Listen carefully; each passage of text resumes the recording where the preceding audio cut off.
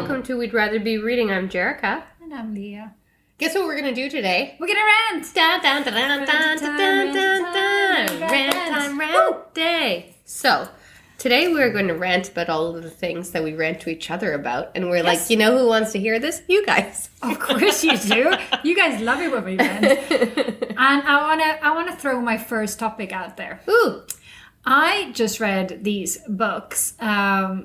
And the first one is To Love Jason Thorne, and the second one was To Hate, whatever his name was, Kyle something, I think. Brody. No, it was not Brody. It was Adam Connor.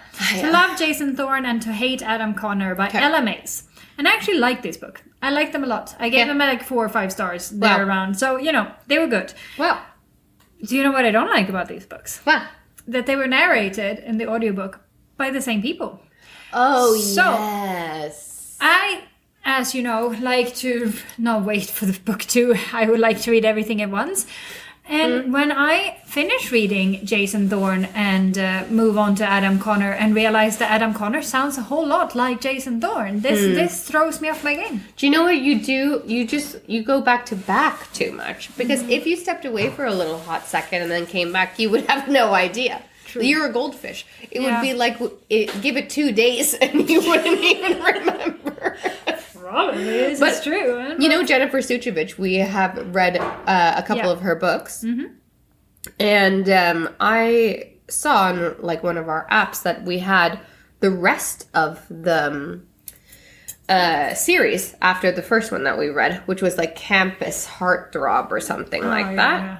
And then there's Campus Hottie, Campus God, and I really like these stories. I don't know why. I just like the world that she has created for these guys and all the different stories of the girls. And it's more complex than this like just basic stuff. Mm-hmm. And it's not always all about sex either. But the narrators were the same. Yeah. The narrator man and the narrator girl was the same for all of them. And I actually messaged Jennifer Suchevich at the very beginning when she had given us one of her books to read and to talk about. And I said to her, I love the narrators. And she said, Scribed picked it up and did it themselves. And they are really good narrators, but they're the same for every single book. And it messes you up when you're like us and you're reading back to back to back. But I sort of let it go. But this was the same with those Sweet Filthy Boy, those 3 books that we read as well. Yeah, that's I read hard. them, and they were also like the same narrators for all of them. And I'm like, why? Why can't we just have different narrators for different voices? Like, I like that better. Yeah. So this is my first topic that I wanted to throw out there. To have the same narrators for the different characters that continue throughout the series, it's confusing and for you know, binge readers like us. Exactly. It reminds me a bit of American Horror Story. If you ever watch this series, they have the same actors, but every series is a different story. So they're changing characters, and you're sort of like, but that actor is Sam, not Sarah, you know? And then you have to takes a couple episodes and you get used to what their new. But I can like that, and that was the same with there was another series where the Harry Potter actor is in, where in the first one, Miracle Workers. Mm-hmm. It's the same. There's the same cast, but they do different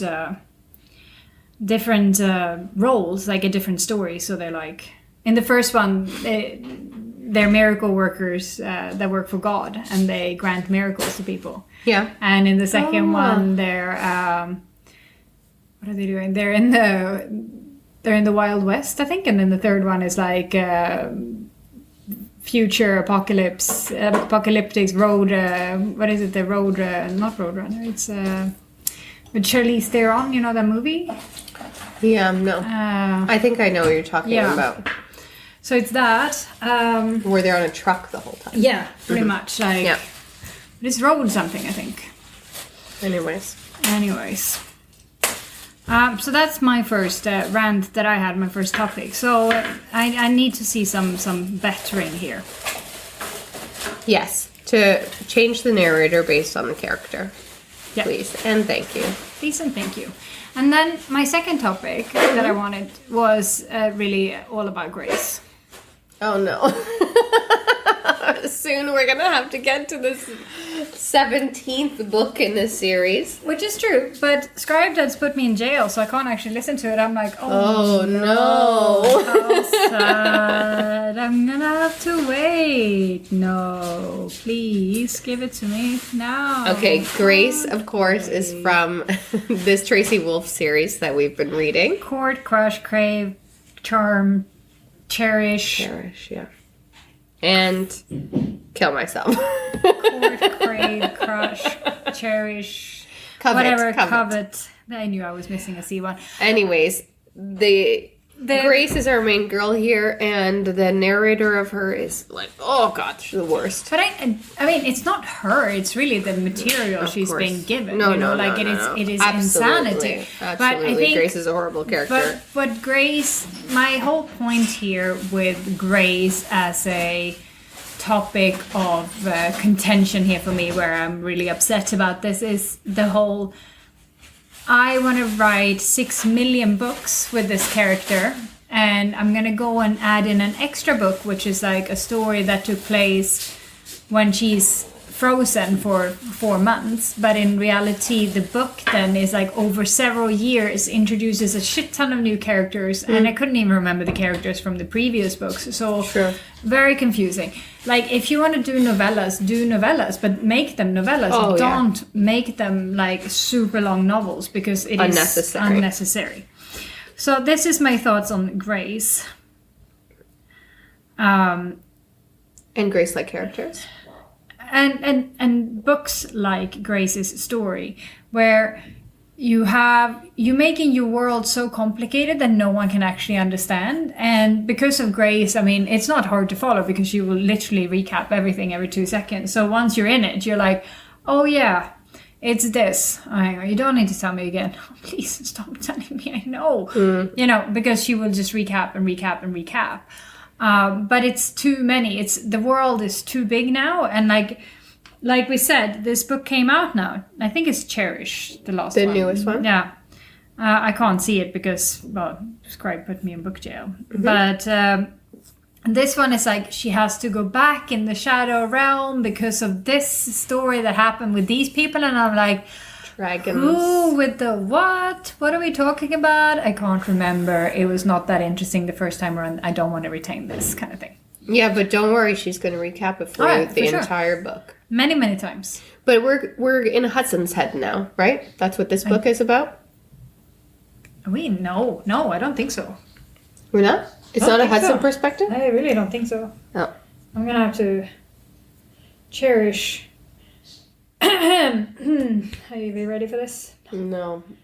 No. Where do I see the description for it? I can't even see the description. It's been over 3 months since my friends and I took down Cyrus. 3 months where, and then it won't let me see. Oh, okay. Yeah. So it is a Grace perspective book again. Fantastic. Yeah.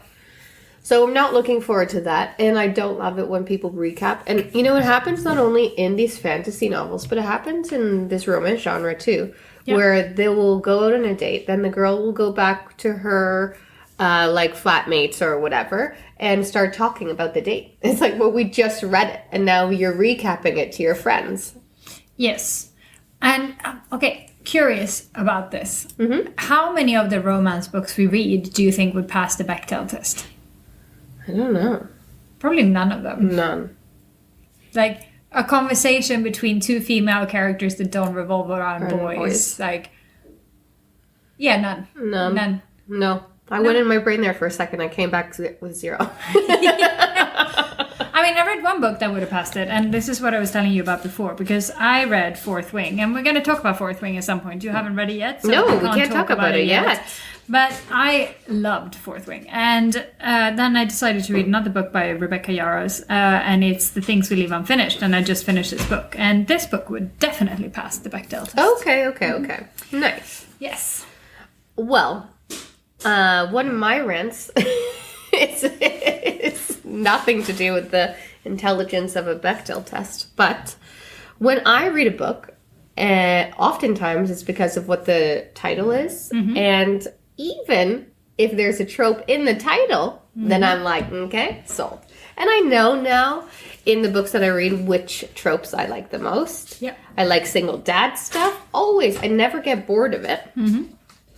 And then if we're going on a little bit of a taboo era, I like all of the kink club stuff, things that give me some more education on that topic. And I like ex's dad stuff. I don't know why. This is like really taboo, and I would never date any of my ex's dads. Like, gross.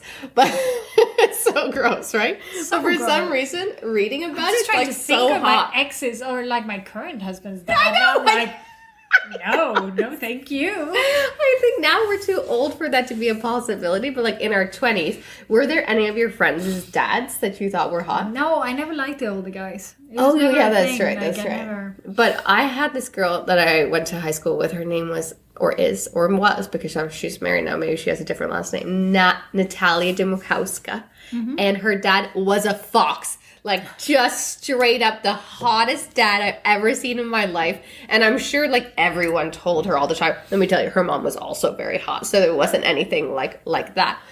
But her dad was a fox. And I'm sure if I was older or maybe interested, then if Natalia was a guy and I dated her, I would maybe fantasize about her dad. But I find this whole thing to be weird because, like, my mom has always looked like extremely youthful and stuff. Yeah. Like, and she's teeny tiny. I think she's just maybe a touch taller than you, but like not by much. And she's always been like super small, kind of.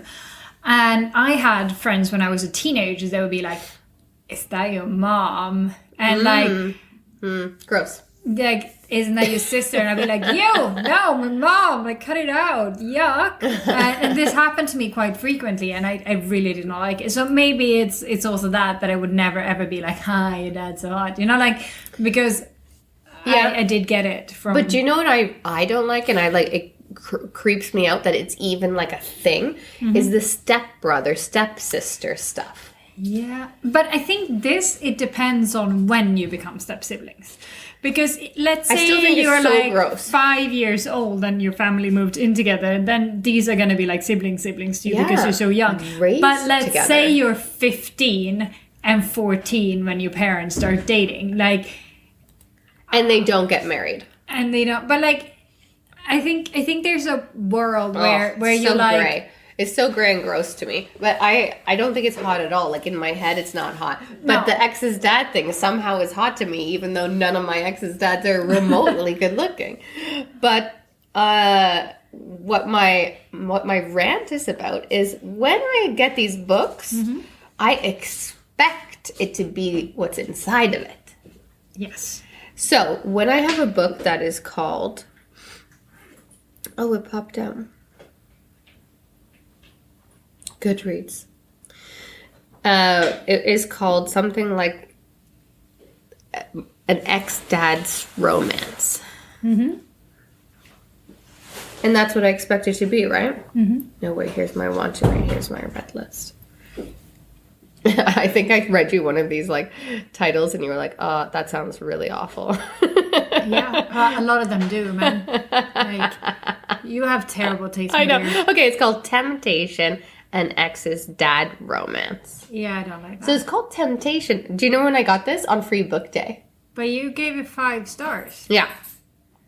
But I love the story and I love the tropes and I like the characters in it. And there's a second book with these other 2 characters that I can't wait for. But what I wanted to like rant about was in the beginning of the book, this dad is like this voice guy, right? Super deep, talking dirty all the time. And then this whole taboo with he's dating his exes.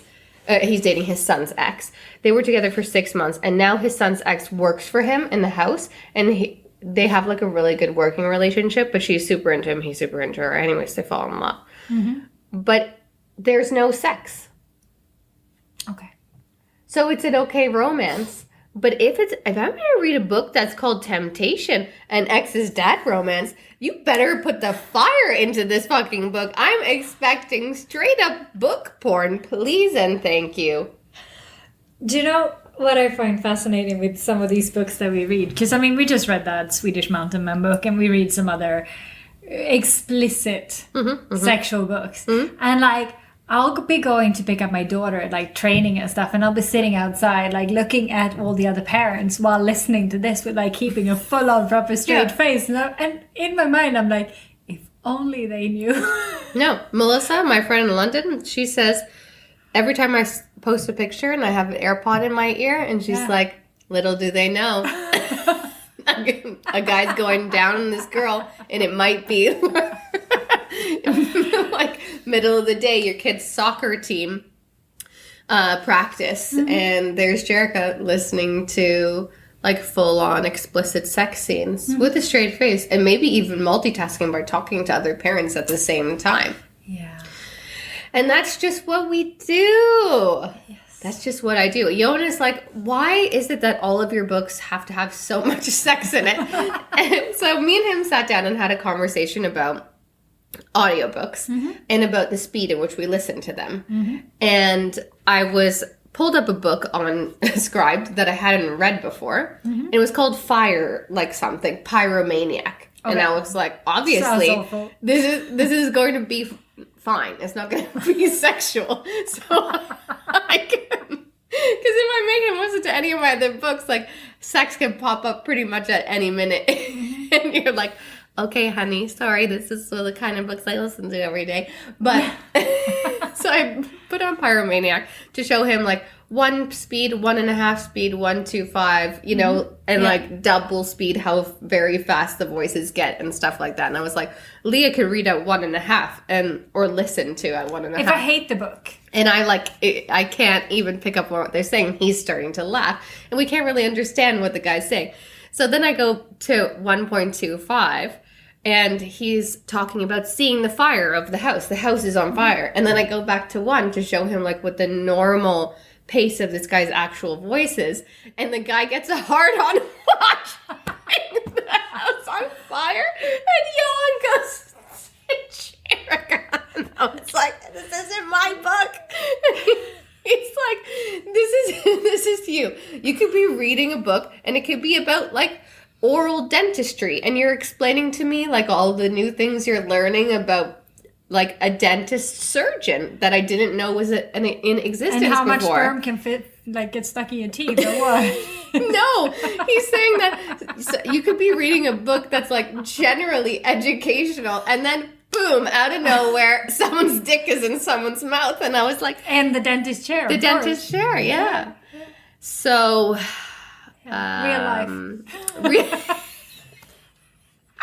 Real life is that a dental surgeon has a dick as a toothbrush. I mean, it makes he has sense. A little thing he puts on it. It has a little brush head. Yes. And he will brush you. Hey, I like that motion. She's got it.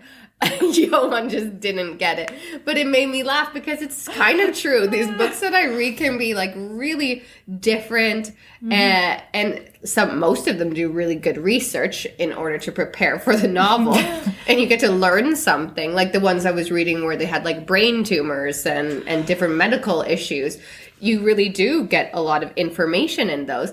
But then all of a sudden, somebody's getting banged up on the side of a railing. And that's my favorite part. I like a balance. I like to be educated, and I like to also be odd. Fair enough. I want my jaw to drop because the sex is so crazy. Segue here into I like research. I like well-done research. Yeah. It's like, I mean, in any genre. I don't know anything about anything really, but like when something stands out to me, I will look it up, and if it's like blatantly just wrong or untrue or stupid, then it will ruin the book for me. Yeah. Like if there's something where they will say something and I'm like, this doesn't sound right, I will literally look it up. I will too. I mean, if you listen to our episode about the mountain man, you know that I like my research. Especially if it has to do with Leah's country. Especially if it has to do with distance. Like, I watched, I couldn't even finish like the last season of the TV show You. Oh, yeah. Yeah. And he lives in London in like the last season, and he walks to work, and I'm like, hang on a second. And I was like I've lived in London. I know how I used to walk from Camden to Notting Hill, and it would take me like 2 hours. And it looks fairly close. Are you on the walking map. and taking the subway? No, he was just walking. And then someone had done, like, my husband was sending this to me, someone had actually plotted out his route to work, and it would take 21 hours or something like that to walk, because it is just so, like, it's like you can't do it. It's impossible with that. And with the places he walks by, and you're like, this doesn't work. And, like, if you've lived in London and you've been and you've done this, you're like, this is real far. I'm surprised they missed that. Or they didn't care. It was not a big part. It's like the continuity. They probably looked at that continuity expert going like, shh. Yeah. Go stand in your corner. Quiet. Like, not necessary. We don't need your opinions. And when it comes to continuity, you pick up on a lot of small details, where I pick up on a lot of language things. Especially if the author, let's say, is Australian or British, and she's talking about America. And there's American characters, like in the Swedish Mountain Men book, where there was an American guy, but she's a British writer, so he was speaking British English. And those terms that you use in England, we don't use in North America. No. And I will find, I mean, the Mountain Men, again, as an example, there was so much continuity that I actually, like, I highlighted, but then I just gave up, because it was like, he's putting on a shirt, like, he puts his shirt back on. I'm like, well, he walked into the room shirtless, so where did this shirt come from? Like, she never took her pants off. Her hair, he's putting her hair up in a ponytail. I'm like, well, it was in a braid in the last, scene that you were in. Like, there were so many of them that I just kind of went like, yeah, whatever. Yeah. Clearly you have no idea what the frick you wrote, lady who wrote this book. So someone else should have caught these things. Yeah, like an editor, continuity editor. Yeah. But I mean, it happens. And I mean, I get it. Like, sometimes it's hard to remember what kind of clothes you put on your characters when you're writing a book. True. But if you're going to write a book, you need to read your own book first before putting it out. Yeah, for sure. For sure. And this, get a good editor, write exciting sex scenes. Yeah. Please. Don't recap too much, just where it's necessary. Like halfway through, if it's something that you're referring to that happened in like the first quarter of the book, then maybe, do a little slight recap reference to it, just so that people like me who remember nothing can be like, oh yeah, this happened. Yeah. But not all the time, not like fucking Grace. Every time you look at someone, you're like, and this interaction we had, and this conversation we had, and this like 16 pages later, oh, hi, I answered to your hello that you just said. That's a bit much. So in my Kindle, a book popped up, and it is number 2 in a series that obviously I read the first one.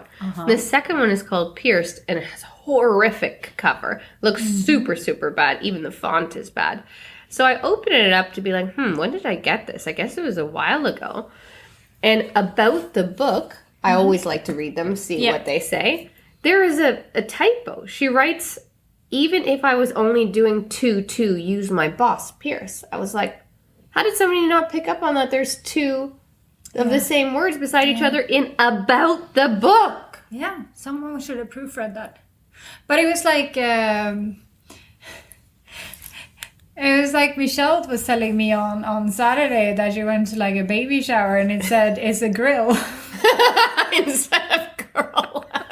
And they just didn't give a shit. And they didn't realize until she went there and like,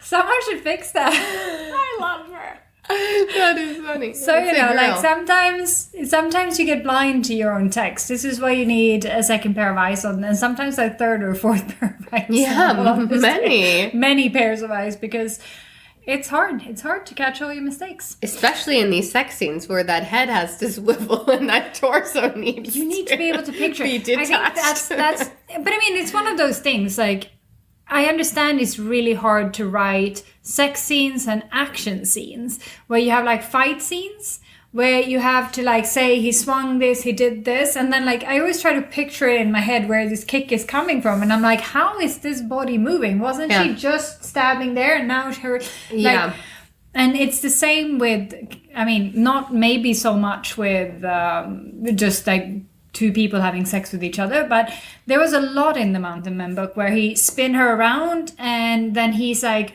fondling her like this, and I'm like, but wasn't she and how? And do you know like, what else there weird. was? Like, is he like this? I was laughing at the end because she's talking while she has a dick in her mouth. Yeah. And then he like lets her off and she gets to finish her sentence, but she did like 2 full sentences before that, and I was like, whoa, that's impressive. Maybe she's Danish.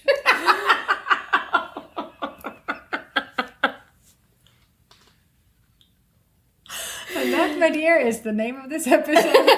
Maybe she's Danish. Maybe she's Danish. Well, that's amazing. It's like a puppet, you know, where you're like talking through the mouth, like. But we always used to joke that Danish people sound like they have a hot potato in their mouth. Yeah. And then they're like, "Oh yeah, good point." And you're like, I didn't quite catch that. Danish with a dick in your mouth. All right. All right. Well, this is it for a little bit. We're going on a vacation. Summertime. So we'll see when we get back. And stay tuned for all of the amazing books I will read. A Q2 roundup coming up after vacation time, and tell you about all the other books. What are your book count up to so far? Because oh my god, I don't even know. These are not things I track. I'm at 86 books, so I definitely will do an update. I'm at 63. Holy crap, you're way ahead of me. You're gonna have to pick up your pace. Okay. Come on. Okay. Come on. All right. I'm at 63. That's still pretty good. Although I had it set for 120. I'm not gonna make it. I'm at 110. You set yours for 110 goal? Yeah. I put mine 120 goal. You're and it's like you are 40 books ahead of schedule. Whoa. I am 12 books ahead of schedule. Oh, we're all good then. Okay, woo. We're going to beat our target. And next time we'll recap all the amazing books we read in this quarter 2 of 2023 because we're all in business mode here. And until then, enjoy the sunshine, drink plenty of water, and don't forget to read. Read. Bye. We'd Rather Be Reading is an original podcast by Jerrica and Lia and The music for The Penguins, written and performed by David Allred from the album The Transition, courtesy of Erased Tapes. Please check him out on Spotify and check us out on social media. We're on Facebook and Instagram at We'd Rather Be Reading and on Twitter at We'd Rather Read. You can also email us at we'dratherbereadingthepod@gmail.com. Thanks for listening.